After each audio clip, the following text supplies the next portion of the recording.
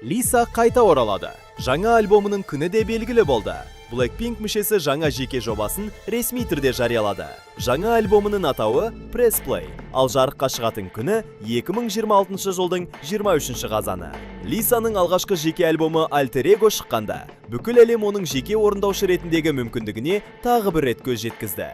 Ол өзін Blackpink мүшесі ретінде ғана емес, жеке шығармашылығы бар әлемдік деңгейдегі жұлдыз ретінде де таныталды. Ал енді Лиса одан да үлкен дүние дайындап жатқан сияқты.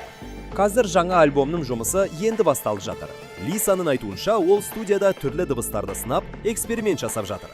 Бірақ ең қызығы, дәл қазір Лиса Лас-Вегаста өтетін жеке резиденциясына дайындалып жатыр. Шоудың атауы Viva La Lisa. Сондықтан фанаттар жаңа альбом осы шоуға арнайы дайындалып жатыр деп болжап отыр. Бұл рас болса, Лисаның жаңа әндерінен бұрынғы жұмыстарынан мүлде бөлек бағыт көруіміз мүмкін.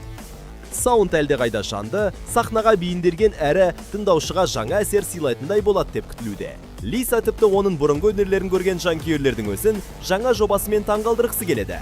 Сонымен, Лисаның жаңа дәуіріне дайынсыздар ма? Жаңа альбомнан не күтетіндеріңізді комментарийге жазыңыздар. Және осындай қызықты оқиғаларды жіберіп алмас үшін біздің парақшаға тіркеліңіз.